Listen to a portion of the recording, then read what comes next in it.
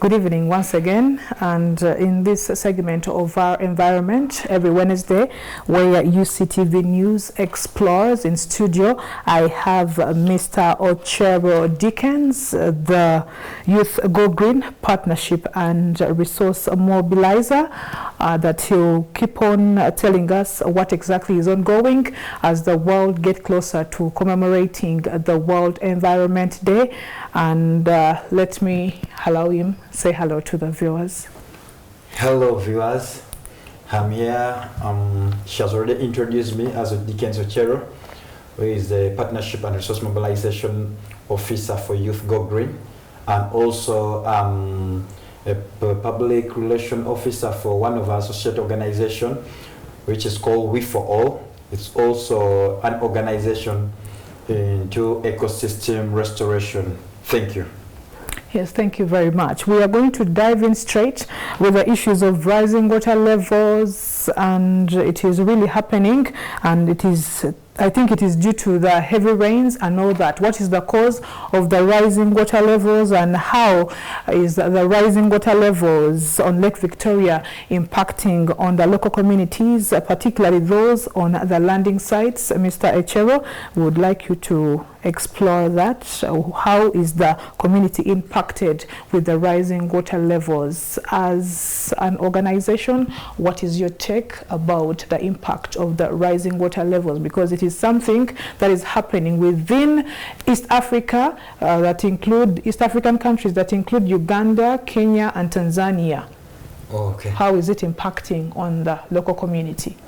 Thank you, Gloria, for that beautiful question. I call it a beautiful question because it's something that really it's affecting everyone, all the ecosystem.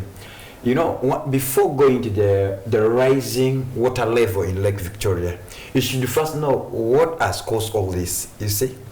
Let me first take people back that, you see that Lake Victoria is shared within all these three countries. That's Uganda, Kenya, and Tanzania. And you know that one of the reason why the water level has risen, you know, Uganda receives, since 30,000 years ago to 100,000 years ago, we were receiving 28 inches of water. Like of rainfall, not water, of rainfall. That's annually. Then now, since then, from 100,000 years ago up to today, Uganda's rainfall, the downfall, has increased to 55 inches. And that's what some people don't understand that. And why is it that it has increased? Because we have very many things which are taking place in East Africa, especially when you're seeing with industrialization. People have now coming to understand also things to do with to understand the climate concept. That's the reason why you're seeing that now. The things which has now contributed to the increase in the water level in this country or in East Africa. Like for instance, you see that we have the dams. That's the dams are there, they're available. And this hydroelectric dam, people don't know that Uganda, in order to get a proper generation of electricity, there is what's called water is stored. Sometimes these dams are locked. They are locked. To what? To get this water to help in the running of hydroelectric power. To cut short, you mean the water is supposed to be poured into the dams? Or? Yes. Okay. Because there is what's called the downstream and the upstream, which some people don't know that.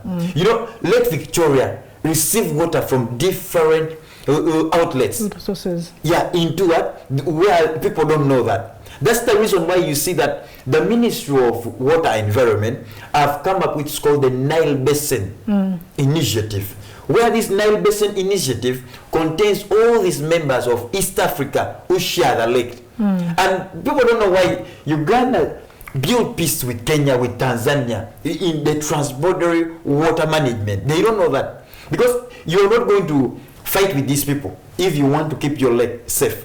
And now, with that, now that we have increased the rate has increased nowadays that we are into the 50, we are receiving 55 inches annually. You see that now the water level has increased in Lake Victoria. And people don't know that now. Why is it the water level has increased? Remember that in 1964, Uganda received the highest increase in the water level, which was 13.41 meters. Amongst the East African countries. Yes, that was the one which is good, and it was on record the highest level that Uganda as well ever received. East Africa has ever received. Now from there we came to 2020 in May, where Uganda, the Lake Victoria, registered 13.42 meters, which was the highest recorded level of the water increase in Lake Victoria. Now it goes now to us now that the government knows that now the water level has increased. What is now the step forward, or what can we do as the country, as East African country, as Uganda, as Kenya, or as the Nile Basin? Yeah. So that's the reason why you see that the water level has increased, because we need the hydroelectric dams to be running, to be supplying for us as the country to receive proper electricity. Yes. So, but still, yesterday, government approved 5.5 billion shillings to handle the situation of the rising water levels. How is that going to help? That's a very good question. You see, one thing that you know that Uganda is now having what's called the National Adaptation Plan. And Uganda right now is following what's called the NDP 3. That's the National Development Plan 3, which are all in places. And you know what, with all these plans in place, you need to finance for you to achieve the results. And with the effect of the rising water level, where now the government should what? First of all, that's the reason why you're seeing that there is a high level of infrastructure development right now in our country. You've seen the construction in Kampala is everywhere. Because out of the effect of this increase in the water level, know that it's going to affect the infrastructures, especially the facilities in the hydrogen power generation companies. They are going to be affected because of the level of the water in Lake Victoria. You're supposed to, you know that the government is going down to see now which community can we really reallocate who are affected. You know that people have not been taking this seriously, and this was a problem that people never understood the policy. That's why the reason why now the government is trying to use that one, coming up with the mainstreaming policy, going like to policy formulators, to legislators, come up with certain policies that you know that is going to regulate the water bodies, is going also to protect the livelihood of the people, the economic activity of the people, is going also to affect the fishermen, and also the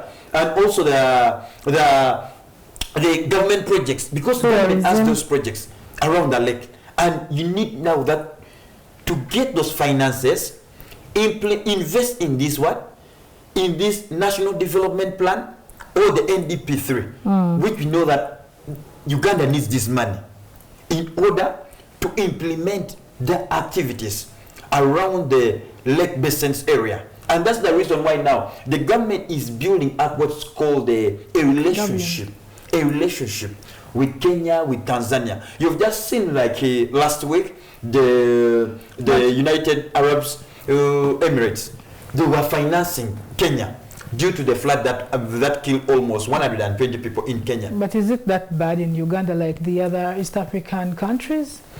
You know, for us, like in Uganda, what has helped us, that we have certain system in place. Like people don't know that Uganda has what's called the early warning systems, that at least the government has put in place to give them those to alert them. So now what has happened in Kenya is like a wake-up call. Okay. A wake-up call to Uganda. And now that's why it's for us and the government, like for us Ugandans, to prepare ourselves. And that's the reason why you're seeing that the Speaker of Parliament of Uganda was putting government in checks. How far have we put things in places that you know that will protect our ecosystem? Because if you're seeing your neighbor whom you share the same resource with is being affected, you cannot be saying, you're laughing at your neighbor, when you know that tomorrow it will be yours. And that's the reason why you're seeing that what happened just within this week in Lake Victoria Basin, in the place in Luzira at Port Bell, where the officials from URA, because you know that the port as URA officers, as staff who works at the port, they could not even come out because the place was all flooded. They could not, until they had to get help from the Marines because of the effect of the rising water levels in the lake. And that's the reason why the government is now trying to come down also to mainstream certain policy within the community, bring people, engaging the community around the lake shores, because these people, you need to talk to them.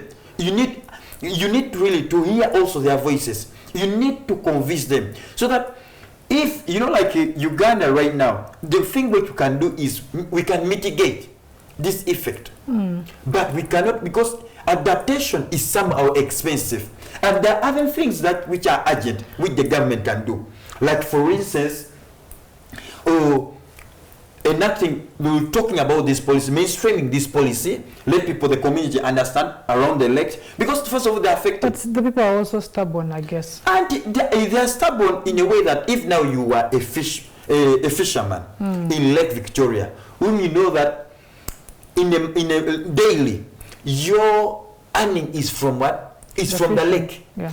Even you see that right now, people don't know that even the fishermen, they are crying. Because like there is one, that's the reason why you see that one of the chairperson of the fishmonger in Port Bell was raising an alarm. He said that he used to make 200 to 500,000 per day when the water level was still calm. Yeah. But right now, due to the increase of the water level, he's not even making $1.4 per day that he used to make. You see? Whereby even transportation in the lake has increased. Where it used to be 2,000, but right now is 5,000. And that's why you're seeing that even the people of Obong in northern Uganda, they're affected. Because what? The ferry that used to transport them is also at a standstill, is stranded. But to what extent do you think human activity has caused this water rise in the levels? It really... Because however much, I think the locals or we, the human beings, are mostly to blame. Yeah. Yes. Because, with the climate change, there are two perspectives. That's the natural climate variations and also the human activities, induced activities in the lake. Whereby, one of the things which has really affected all these problems cropping up is human activities. Why?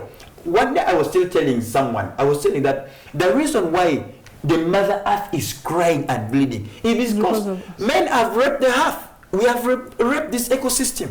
That's the reason why the ND of NEMA is running with people up and down right now. Is trying to tell them that, please, look at this. You people, you have reclaimed, you have encroached wetlands. And you know that wetland is like the kidney of the earth. Right now. Without wetland. That's the reason why, for them they are crying, but they don't know that they are the one who are a problem. Yes, but to a large extent, I don't think we should blame the humans. Our leaders have not put in place enough preparedness for such kind of people living in such environments also. However much, because people are looking for ways of survival, involving in different activities. So what is their plan B? You know, what is their plan B for their survival? I am thinking maybe to a large extent our leaders. What could you say to them? We could blame our leaders for not preparing the community because, yes, because if people were well prepared and catered for, maybe compensated, or areas of reallocation is provided, maybe somehow people could really figure out what to do next. But survival is for the fittest. Yes, Gloria, thank you for that question. You know, Gloria, one thing that has affected we, the people in Uganda, is the mindset. You know, like for instance, like for me, the part of the country that I come from North, you find that people still have that belief. You know, they believe in bush burning, that, oh, I need to burn the bush in order that I can get some wild meat during the dry season, because they want to run in the bush while they can see those wild animals. But they don't know that they are fighting the ecosystem. Another thing which I was still telling you, that the government cannot do this alone. It needs everyone. That's why I always say that everyone is a problem in this country and everyone is a solution in this country. It's about coexistence with the ecosystem.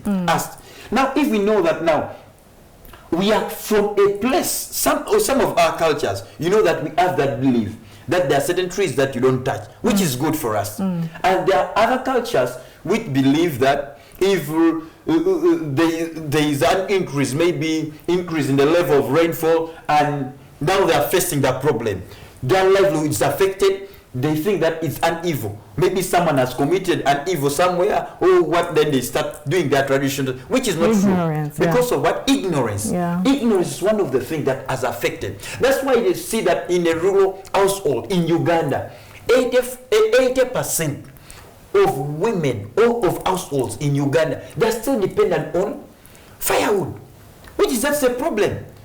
We need to what? We need a transition. We need to move. Like you see that in Kenya, the government has brought up a policy that of reducing the prices of what? Of gas, so that it's affordable, it's accessible to everyone, Kenyans.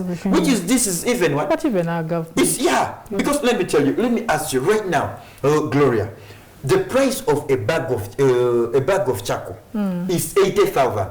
But when you go out there to those gas stations, maybe in Shell or in Total, you find that you can afford, you can buy a gas cylinder at 35,000 or 50,000. 35? Now, 35 or 50,000, it depends on the what? The kgs that you want. The kgs that you want. Now, if the government comes in and say that, please, we are trying to leverage on this what? On this gas cylinder, and the gas, so that it's accessible and affordable to everyone. Where they say that now, if we look at that, now someone buying a bag of charcoal every month at 80,000, and you're able to get your gas cylinder, let me say, at 50, which you know that is sustainable. It's now you to say that if the government say that every gas station should only maybe charge every Ugandan 20,000 or 30,000 whenever you've run out of gas. You see that? Don't you see that it's sustainable? It's even affordable. Where if you calculate, you find that someone is able to save than you buying charcoal every day in Kampala. But our government also had a program of distributing free gas cylinders to the population. You know, it's still in discussion. You know, everything that the government comes with, there is also what's called the research. The government they first need to what? Do research about it. They need first to engage the key stakeholders. They need first, before coming and just declare, oh, boom, this is what's going to happen. You need first to know that there are policies also in place that safeguard a rural person down there in the grassroots. You know that you need to put all this. And that's the reason why you're seeing that the climate, due to the rise of the water level, do you know that 200,000 people are affected in East Africa, and Uganda, there are 500 people are affected because of what? The rising water level, the flood. That's why you see that their livelihood is at a standstill. They cannot, their farmland, which is near the shores, is affected. And this all needs what? A collaborative effort of us working together. Yes, now, Mr. Ochero, what exactly can be done to add on what has really been taught or sensitized to the population? What more can be done so that people can listen? You know, there are things which is called, there's what the government is coming up with, which is it's a short-term goal and also a long-term goal for everyone. Because you know that, like, for instance, one of the things that we can do, you know that Uganda, Uganda is a beautiful place. That's why it's called Pearl of Africa. You know that we have different seasons. You find that in Kampala, there is high level of flood. Especially, you know that, like, in Eastern, you find that most times the people of Eastern are suffering with what? With landslide. Well, you know that in North, they are suffering with what? Drought. Well, again, when you go to Western, you find in Kasese, there is flooding, there is high level flooding. But now the government is coming up with a program, a program of what's called greening Uganda. That's why you see that everyone right now is running to planting. Well, I was still telling some people, I said, it's not about planting trees, but it's about growing trees. The trees. What's the difference? Yeah, the difference is, you know, I can plant and I don't mind about it. I say, oh, I have plant there, and I don't care. I don't care about the tree or something, but it's something that you grow. You know, there's that love, there's that relationship. Looking after it. You look after it like just a baby. Has been, you nurture that tree every time. And that's the reason why we are, as Youth Go Green with other partners, we are running a campaign and discouraging Ugandans from planting trees like eucalyptus. Plant fruit trees. You know, with the Ugandan, if you know that you plant your avocado there, you know that maybe in 3 or 4 months, I'm going to receive the fruit from it. Yeah. Plant trees like mango trees. Plant trees like, you know that, trees which are medicinal, like the podos. Because you know that, oh, if I grow a podo, it's going to help me. It's going to help me to treat this kind of illness. You're going to sell to pharmaceutical companies. Trees which you know that human being can be can associate with. They have a relationship with, but not tree like a eucalyptus. Someone will say, it can grow by itself. It throws there, then it will only wait for during the time when 7 years or 10 years, then it will start going and cutting down, because you know that it needs timber, it needs to sell the eucalyptus. So that's why we are coming in to encourage people that grow trees which are indigenous, trees which are medicinal, which are fruitful, that human beings have a relationship with. And also, we are trying to also work with the government, so that the government can also talk to the people who are in the lecturers. Let them talk to them. If right now they cannot migrate, let them build their infrastructures in elevated places, that they know that when it's a flooding season, they are not affected by floods. And also another thing that we are trying to bring in as a mitigation measures is that we need to have what's called a scientific tool that can give a what's called a warning system. It's a tool that the government can use, that you know that next week we might receive this and this and this, and this area will be affected, so that people can prepare. That's the one thing that the government is trying to invest in technologies, and encouraging also the young people to look into that. Because now, if the government say that, oh, we are going to do this and the ABCD, the government cannot. That's why the government needs us, needs you and me. Let's share the ideas. Let's look at the way how we can control this. And another thing which we have loved that the government is also doing is introducing these climate curriculums in higher primary school, lower secondary schools, and also it is taught from the grassroots, and also which was introduced in 2012, and we love that. So that let the young people start understanding the climate perspectives, the effect of climate change. You know, should not be like, for us, we used to be in those days, we still believe in our culture, that if it is not rain, it means what? There is someone maybe has done something wrong in the community. Or if we are receiving abnormal rain, it means that there is a problem where you know you need to go to do second sacrifices, which is not true. Because of what? They have never understood the topic of climate. Yes. That's why someone say that we are in a period where we are not only receiving the global warming, but you're receiving global boiling in certain areas in Uganda. True. And that's the reason why now even Makerere University is in the process of introducing what? Master degree in climate change. Because it has never been there. Let people go and study this. People do research so that when they come out, they have the solution. And another thing also, with the help of the government has worked also with the Belgian government of sending, of training climate experts.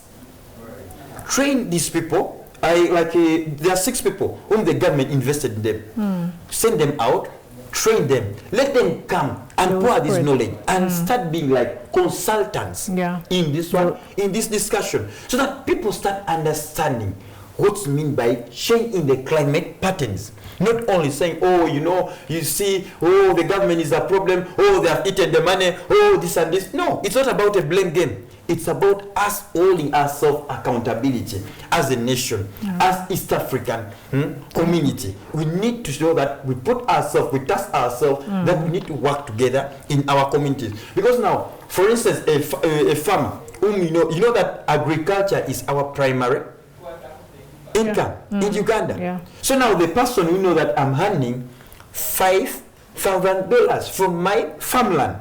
Now, if I know that this season my crops have been destroyed due to flooding, what will I do? Will I run? Even though the government, yes, the Ministry of Relief and Disaster Preparedness, they will come and give you those cartoon things and relief and which will not. It's only for 1 week or 2 weeks, but the next month, what are you going to have? Okay. That's why it's a multifaceted issues. It involves everyone. It entails everyone to be in this discussion, to do something about this. And that's the reason why right now, NEMA has registered 130 cases of people who are encroaching wetlands. And these are people whom you know that they understand. These are people who are working in the night. They are rolling big trucks, building in the wetlands at night. And these are people who are supposed to be helping NEMA to make their work easy. But they're still not doing what really they know. That this is the truth about climate change. And they know. All right, now, Mr. Ochero, I would like to thank you very much. Our viewers, we promise you each of every week, each day in a week. It will always be Wednesdays. It will be our Environment Day. And Mr. Ochero here will be familiar on your screens. And I hope, as he is here to take you through whatever is happening, I pray that you take a note of whatever is happening, because we really need to work out this situation. It is really affecting us. It is affecting the environment. It is affecting economic activities. It is affecting, like, the environment is totally being destroyed. And before we wrap it up, we can please sign out. Wow. Thank you, dear viewers. This discussion is not only for Dickenz, it's not only for Gloria, it's not only for the management of this television, it's for everyone. As the UN agenda states that, the UN SDG agenda states that everyone is, that leave no one behind. It means that everyone needs to be involved in this discussion of climate change.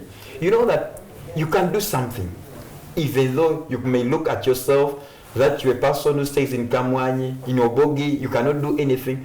You're a person who stays in Karamoja, you cannot do anything. But you can plant a tree. If you know that you don't have a tree to plant, NEMA is there. Request them, they will support you. If you know that you don't understand the policy, the environmental policy, contact NEMA personnel. NEMA is there. They will come on ground and they will take you through the policies so that you understand these policies. We have very many bodies that can help us to understand this discussion about climate change. So we don't want to have these multifaceted issues in our country when we know that we are able to mitigate these issues. Thank you very much. Yes, you're welcome, and we do appreciate you. Yes, Mr. Ochero will be here almost every week. We do appreciate you. Thank you, Gloria. Yes, and you're always welcome. Yes, thank you so much for watching UCTV. I am Sunday Gloria Aboch.